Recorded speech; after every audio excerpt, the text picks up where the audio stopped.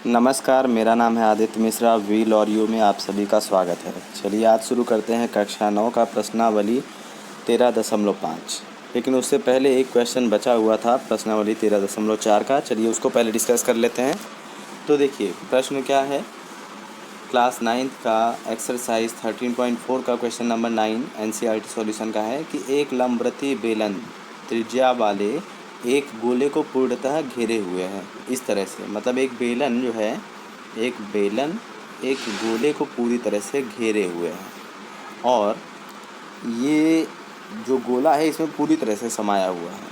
तो इसमें गोले का पृष्ठीय क्षेत्रफल ज्ञात करना है, बेलन का वक्रपृष्ठ क्षेत्रफल ज्ञात करना है और ऊपर जो दोनों में क्षेत्रफल प्राप्त होगा उसका अनुपात ज्ञात करना है। तो देखिए अब आपको क्या करना है, मैं एक बार में बता देता हूँ कि मान लीजिए इसकी त्रिज्या है r, इसकी त्रिज्या r है तो यहाँ से यहाँ तक भी r होगा, है ना। ये देखिए ये भी r होगा और ये भी r होगा और ये भी r होगा। तो इसका मतलब इसकी ऊंचाई यानी बेलन की ऊंचाई हो जाएगी 2r, बेलन की ऊंचाई हो जाएगी 2r। तो अब चलिए मैं पहली बात करता हूँ, गोले का वक्रपृष्ठीय क्षेत्रफल होता है 4πr²। r हमने माना है त्रिज्या को, तो 4πr² यही हो गया, ठीक है। दूसरा हम देखते हैं बेलन का वक्रपृष्ठीय क्षेत्रफल। तो बेलन का वक्रपृष्ठीय क्षेत्रफल होता है 2πrh। 2πrh, h की जगह हमने क्या बोल रखा है, h की जगह है 2r, h की जगह है 2r। तो हम देखिए h की जगह रख देंगे इंटू 2r, तो यानी कि हो जाएगा इसी का मान हो जाएगा 2π इंटू 2r² और जो बन जाएगा 4πr²। अब कह रहा है दोनों का अनुपात, तीसरे वाले के लिए दोनों का अनुपात, तो तीसरे वाले के लिए दोनों का अनुपात क्या हो जाएगा 4πr² बटे 4πr² कट जाएगा पूरी तरह से, तो 1:1 आ गया, ठीक है, 1:1। ये इस तरह से आंसर है। लिखने का तरीका आप लोग इसमें से देख लीजिए, पूरा का पूरा है, आप लोग स्क्रीनशॉट ले सकते हैं। तो चलिए अब मेन आ जाता है हमारा प्रश्नावली 13.5, बहुत ही इम्पॉर्टेंट है, तो ध्यान से देखिएगा। प्रश्नावली 13.5 क्या कह रहा है कि एक माचिस की डिब्बी है जिसकी माप 4 सेंटीमीटर, 2.5 सेंटीमीटर और 1.5 सेंटीमीटर है। 12 डिब्बियों के एक पैकेट का आयतन क्या होगा। तो पहले हम एक पैकेट डिब्बी का आयतन निकाल लें। माचिस की डिब्बी का माप दिया हुआ है 4 सेंटीमीटर, 2.5 और 15 सेंटीमीटर, यानी 1.5 सेंटीमीटर। लंबाई को हमने 4 मान लिया, चौड़ाई को हमने 2.5 मान लिया और ऊंचाई को 1.5 मान लिया। अब क्या कर रहे हैं कि घनाभ का क्षेत्रफल लगाएंगे, क्योंकि डिब्बी जो होगी माचिस की वो इस तरह से होगी ना, इस तरह से होगी माचिस की डिब्बी। तो हम लगाएंगे घनाभ का क्षेत्रफल, और घनाभ का क्षेत्रफल लगाएंगे तो घनाभ का क्षेत्रफल होता है L into B into H, यानी तीनों को गुणा करेंगे। तीनों को गुणा करेंगे तो हमने यहाँ 4 इंटू 2.5 इंटू 1.5 लिख दिया, आंसर आया 15 घन सेंटीमीटर, यानी 15 सेंटीमीटर क्यूब। अब ऐसी 12 डिब्बियाँ थी तो इसको हम 12 से मल्टीप्लाई कर देंगे, इसको 12 से मल्टीप्लाई कर देंगे तो आ जाएगा 180 घन सेंटीमीटर। ये हो जाएगा राइट आंसर, ठीक है। चलिए अगला क्वेश्चन है क्वेश्चन नंबर 2 कि एक घनाभाकार टंकी की लंबाई है 5 मीटर, चौड़ाई है 6 मीटर, 5 मीटर और 4.5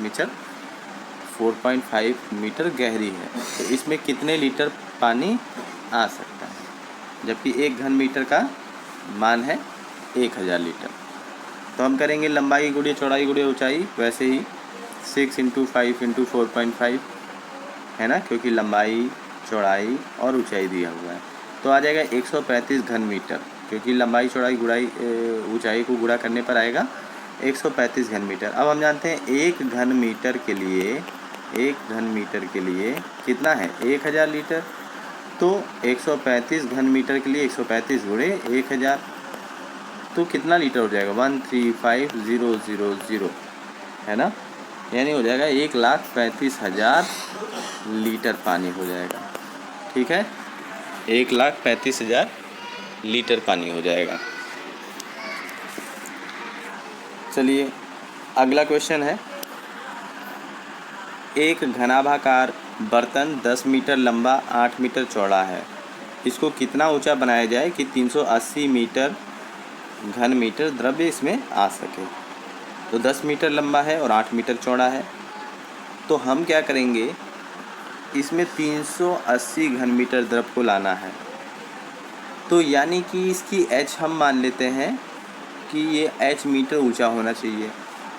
लंबाई दी हुई है 10 मीटर, चौड़ाई दी है 8 मीटर। आप प्रश्न एक बार ध्यान से आप लोग पढ़ लीजिएगा, ठीक है।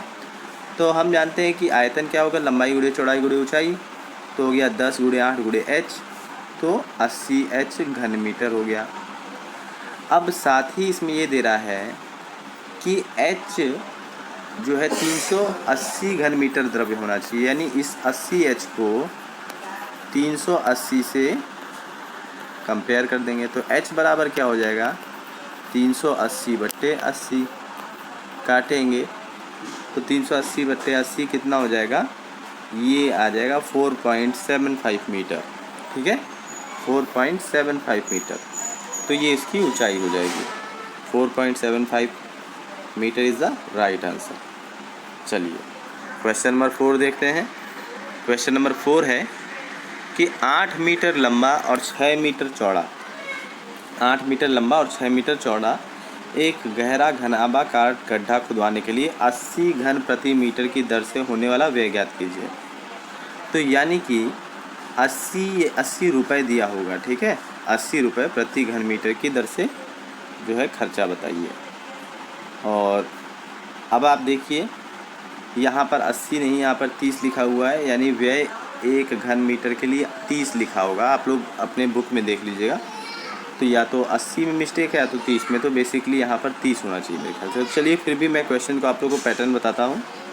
8 मीटर लंबा और 6 मीटर चौड़ा और 3 मीटर गहरा घनाभाकार गड्ढा खुदवाना है। तो हम जानते हैं आयतन निकालना पड़ेगा। तो आयतन बराबर क्या होता है, लंबाई गुणे चौड़ाई गुणे ऊंचाई। लंबाई 8 दिया है, चौड़ाई 6 दिया है, ऊंचाई 3 दिया है। तो हम आयतन निकालेंगे। आयतन बराबर क्या होता है, लंबाई गुणे चौड़ाई गुणे ऊंचाई। तो 8 गुणे 6 गुणे 3, तीनों को मल्टीप्लाई करेंगे तो आएगा 144। अब कह रहा है कि 1 घन मीटर खुदवाने का व्यय है 30 रुपया। 1 घन मीटर खुदवाने का व्यय है 30 रुपया और हमारा आया है 144 घन मीटर, और 30 रुपये के हिसाब से यानी 30 को हम गुणा कर लेंगे तो कितना हो जाएगा, मल्टीप्लाई करेंगे तो आएगा 4320, ये आ जाएगा रुपया खर्च हो जाएगा, ठीक है, ये कुल मिला के खर्च हो जाएगा। चलिए अगला क्वेश्चन देखते हैं। एक घनाभाकार टंकी की धारिता है 50,000 लीटर और इस टंकी की लंबाई और गहराई क्रमशः है 2.5 मीटर और 10 मीटर। तो इसकी चौड़ाई याद करिए। तो आप ये जानते हैं कि 1000 लीटर बराबर होता है 1000 लीटर बराबर 1 मीटर क्यूब, घन मीटर इसी को बोलते हैं। तो 50,000 लीटर बराबर क्या हो जाएगा, 50 मीटर क्यूब, यानी कि आयतन हो गया 50 मीटर क्यूब। अब आयतन 50 मीटर क्यूब, आप जानते हो आयतन बराबर होता है लंबाई गुणे चौड़ाई गुणे ऊंचाई, जो कि पहले से 50 मीटर क्यूब आ चुका है। लंबाई की जगह आपने रख लिया 2.5, चौड़ाई की जगह रख लिया आपने 10 और ऊंचाई नहीं मालूम है। अच्छा, ऊंचाई की जगह आपने 10 रख दिया और चौड़ाई नहीं मालूम है, तो चौड़ाई b मान लिया बराबर 50।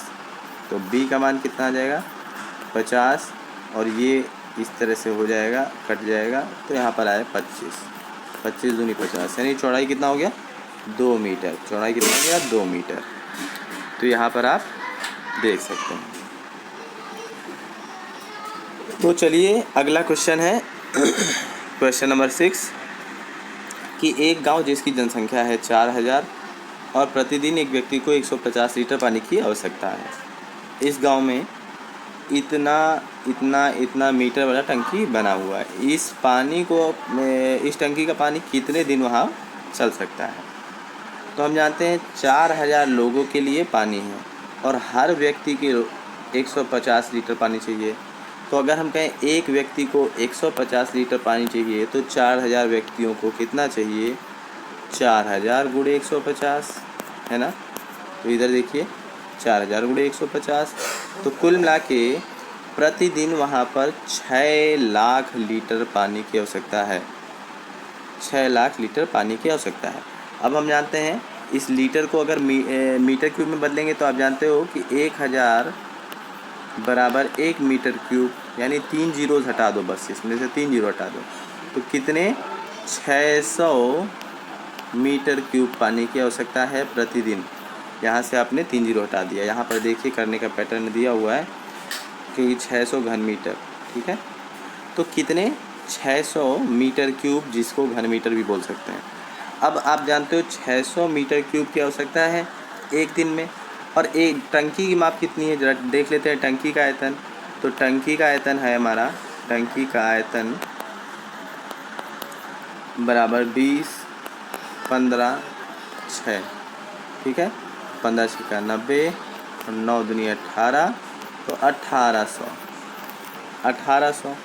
तो यानी टंकी का आयतन है 1800 घन मीटर और एक दिन में चाहिए आपको 600 घन मीटर। अब बताइए एक दिन में 600 घन मीटर चाहिए, दूसरे दिन भी 600 घन मीटर चाहिए, तीसरे दिन भी 600 घन मीटर चाहिए, तो कुल मिला के 3 दिन चलेगा 1800 घन मीटर।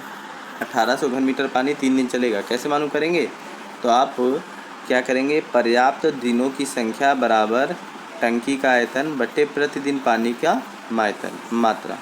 तो टंकी का आयतन 1800, पानी की मात्रा 600, भाग किया तो आंसर आया 300। तो 300 इज़ द राइट आंसर। चलिए, तो क्वेश्चन नंबर 7 से आप लोगों को अगले वीडियो में समझाया जाएगा। इसे बहुत ध्यान से समझिएगा, करिएगा। Thank you, have a nice day, God bless you all.